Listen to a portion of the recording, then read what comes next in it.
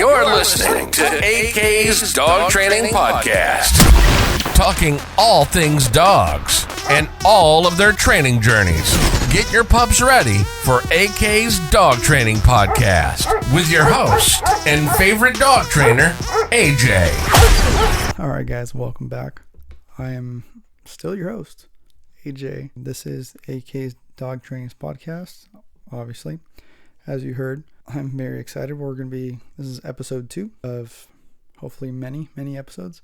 But today we're going to be discussing obedience training essentials. I know in the last episode we discussed the puppy stage, from 8 weeks to about 4 months, the type of things that you should be doing and looking out for. We're going to be discussing the importance of obedience training for a well-behaved type of dog. For me, the obedience foundation is all the same, regardless of whether you have a service animal, you have a canine or a sport dog, or just a at-home pet couch potato, okay? So what I typically do when I'm introducing new commands, like I said, the foundation has always been the same. Commands that I teach my dog, but those set such a great foundation for other things that you're going to be doing down the line. You want a sit. Eventually you're going to teach, if you're doing a sport dog, you're going to have a sit in a different manner than you would at home. Your sit's going to be nice, up and proper.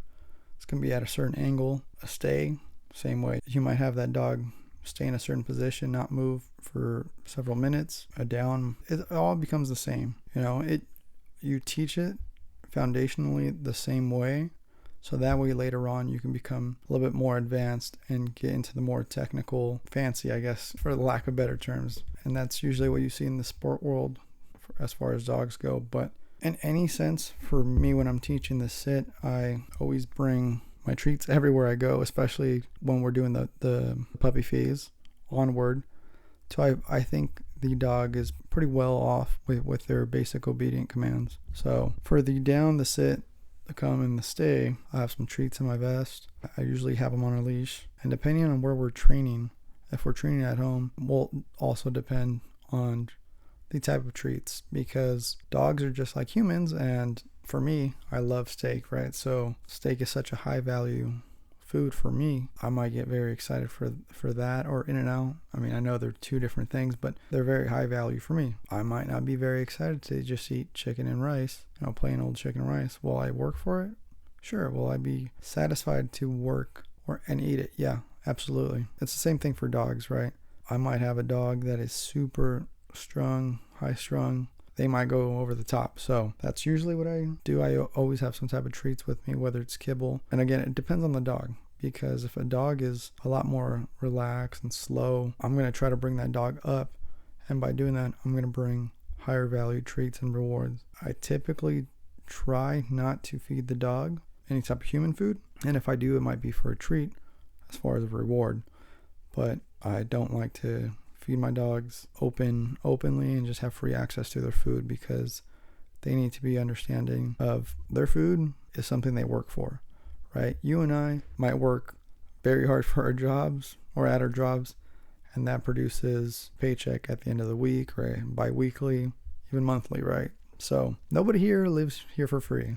Both Zuri and Knox, they need to work for their food or for their toys or whatever we're working on. But when I start training any type of dog, whether it's my dogs, a client's dogs, they will work for their food, because we're setting the foundation for later on. And if the dog has open access and free range and free eating at home, and I expect them to work with me, and all of a sudden I'm trying to have them train and learn new commands and new behaviors, they're going to be like, why would I work for you when I could just be at home and I know there's going to be food at home for me? My parents just leave the food out for me, right? So I work hard and I expect them to work hard, but we're going to make it a little bit easier for them, so that way they don't just get to openly eat whenever they want.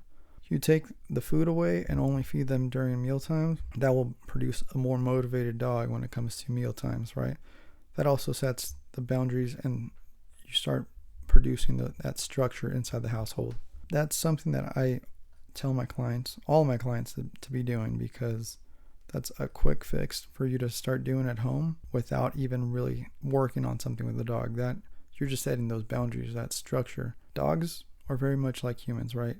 we need that structure. And as times go on, sure, you want them off leash and everything else, and you're slowly going to start taking away a little bit of that structure, so that produces more freedom. But like I said, it all starts with the foundation.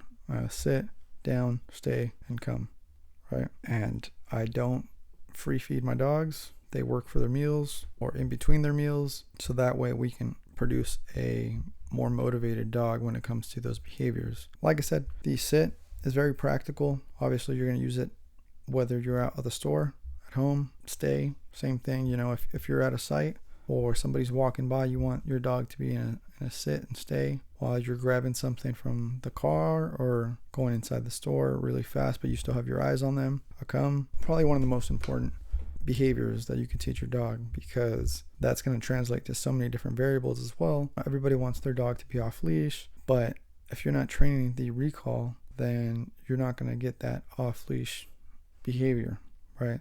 So come, and it's probably one of the most important for sure, because when your dog is out and about, it's really going to test how important you are in their minds versus whatever they might have their eyes on or whatever they're fixating on in that moment, right? I know that my dog puts me first the majority of the time, right? You can't expect your dog to put you first with like a squirrel or prey animals, whatever that they are really into. But if we're out and about and a dog is walking by, I can easily call my dog's name. Hey, Knox, come here. And he'll easily come back, right? But we have worked day in, day out, constantly on his recall. And the same thing with Zuri, right? Her recall has gotten a lot better, but I also started with her at 8 weeks. That was probably the first behavior that I really worked on more than any other behavior, because you're going to get the stay, those duration commands are going to come, but the actual recall, the come, that's going to take some time. But the quicker you do it when you bring your puppy home, the easier it becomes down the line as you start to build that progression. So I always emphasize to really work on that recall. You start at home with the least amount of distractions. I've had some clients tell me, hey, I don't really want to work or train in my house. Can we just go to the park or somewhere, with an open field? And my answer is typically no, unless we're working with something specific and your dog's already a little bit more advanced, right? So I'm always going to start with outside of the house. Why? Because your dog is most comfortable in its environment within the household. So there's the least amount of distractions. The outside world, there might be a squirrel, all the smells, if you haven't really worked on a lot of the obedient behaviors, you're not going to succeed outside of the house. You have to be able to succeed in small portions. You start inside the house, in the backyard, maybe go to the front yard where there's a little bit more traffic. There's cars coming by, maybe there's people walking by. Take it to down the street, near your house. You start small and you reward quickly for the least amount of duration, and then you start to build that duration, right? You can't expect your dog to succeed in a new environment if they haven't even succeeded in the environment they already live in, okay? That is very, very important. We need to start at home where we're most comfortable and then work our way out. Another thing, when we're talking about training, I typically teach my dogs all throughout positive reinforcement. And what I mean by that is, and then you slowly start to build your way out of there. Just like this stay command, I am constantly giving them food or some type of toy to get them to do the behavior that I really want, right? It produces a lot less conflict between the dog and I, usually a lot more motivation, but positive reinforcement is definitely a great foundational type of training to do, and it really will push outward to build that bond, to really get into those advanced type of behaviors that you want with your dog. When in doubt, positive reinforcement is the way to go, okay? Always use treats if you don't have any treats. Typically, the hierarchy for me is, obviously, it's going to depend on the dog. Like, I have 2 Malinois, Knox and Zuri. Knox loves food. He loves to bite.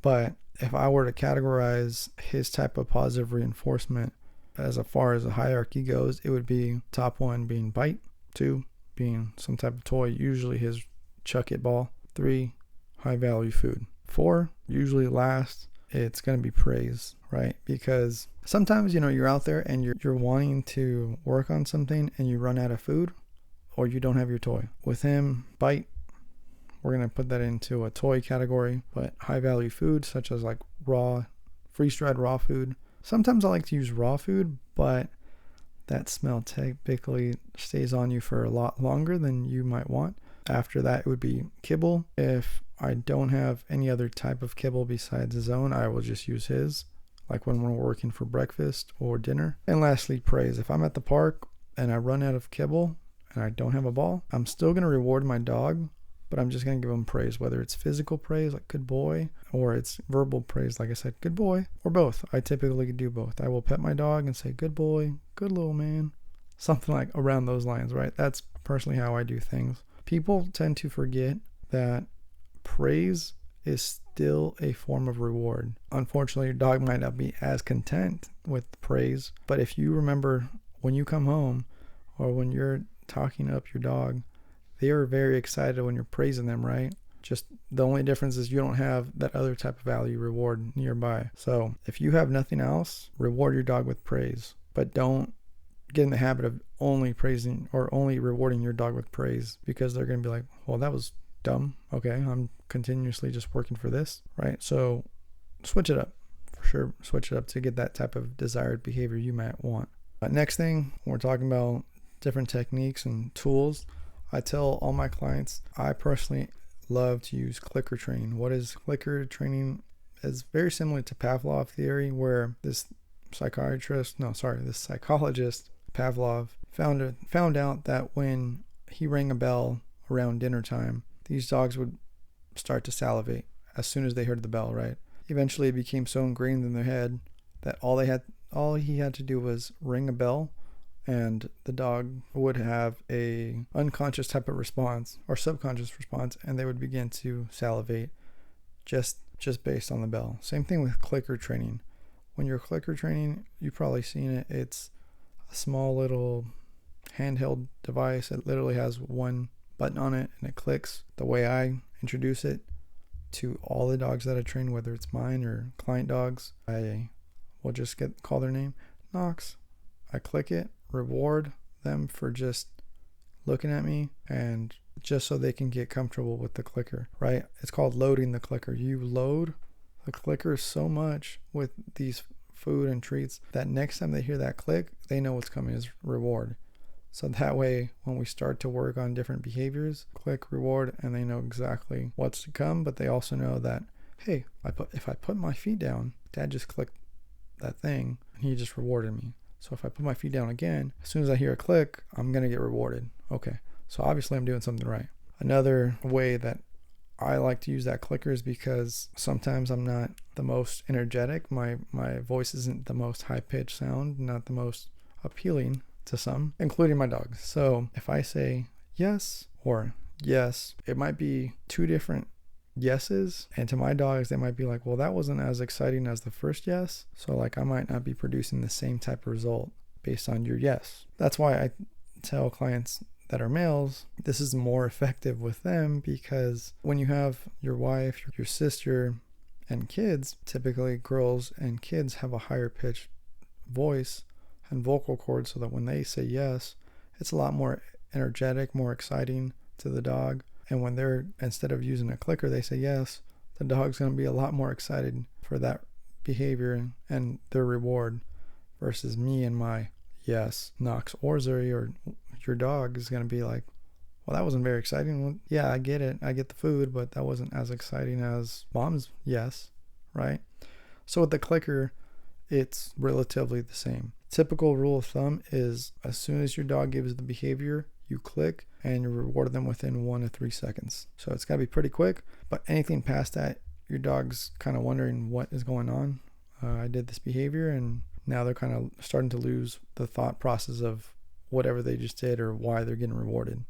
So I like to use the clicker training. Luring, when I first start out with a puppy, I might start with luring as far as trying to get them into the right position. I put the food directly above their nose, and if they're really motivated, and even if they're not, like I said, we make sure that their meals are very structured and they don't get to free feed. I'm moving around the food and moving their bodies in a position that I want them to, and then I reward them when they're in the sit or the down, And then as they progress and get older, I will start to emphasize more of that clicker training. But throughout all of dog training, you will see not only me, but also other trainers. They will continuously use luring, clicker training. They're always going back to the foundational things, whether you're teaching something new or trying to make something a lot more precise. So don't think just because, hey, my dog already sits or my dog already downs, why do I have to do luring? Maybe your sit looks a little sloppy, so a luring would help. And maybe it's the way that you're rewarding your dog that needs a little bit of help as well. So those are all just things to think about. If I don't have my dog vest, I would usually have I'm not going to say a fanny pack, but I will have a little dog pouch, has some type of either a ball, some treats, poop bags, of course, and a training leash. I like to use a 3-foot leash, especially when I'm teaching dogs a new behavior, because if you have a 6-foot leash, you're going to have a lot more slack and it's going to be a little bit harder. You have to maneuver them and lure them into the right position, and the leash is going to help you steer them into the right direction. Some of the things that we talked about in this episode, again, is luring, clicker training, positive reinforcement as a whole, recall, work on your recall from when as soon as you get your dog, and continuously work on recall. It can always get better, and you can always add more distractions as you go on, right? Lastly, I know some of these things might take time, but dog training is not a sprint. And I know I'll be the first to say, when I first started training my dog, I'm like, he's very high driven, he's high strung. I want to get my dog to be doing those fancy sits, those downs where they're running and they're downing so fast. But at the time, the person I was training with, they're like, we need to succeed and be able to do a heel before we can do a focused heel, or before we can do a down in motion, right?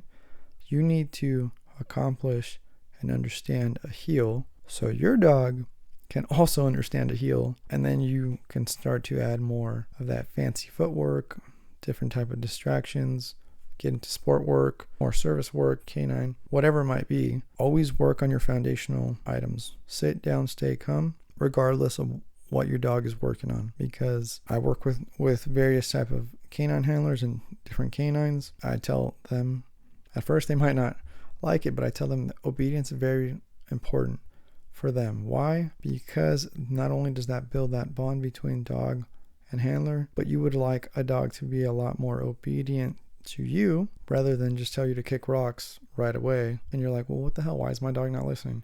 Well, if there's no structure inside the household, you expect this dog or tool to be used and just fire off whenever you need them to and just stop right when you need them to. No, they're not robotic, and they need something to work for, right? Yes, their dogs are going to enjoy biting, but they are taught to enjoy biting. They're not born and just bite and love it right away, right? They might be very bitey type of dogs and have good genetics, but that does not mean that they understand what biting is, So those foundational things that you work on, fun with your dog, to start getting to sport work. So these are all just things to think about, and do not forget the basics. Okay. Once again, my name is AJ, and I am so glad you guys tuned in, all 6, 7, 12, however of you. I'm glad that you guys gave me the time of day to be listening to this podcast. But Knox and Zuri, thank you, and we'll see you on the next episode. This concludes today's episode of AK's Dog Training Podcast. Tune in next week for our next episode. As always, don't forget to train the dog in front of you.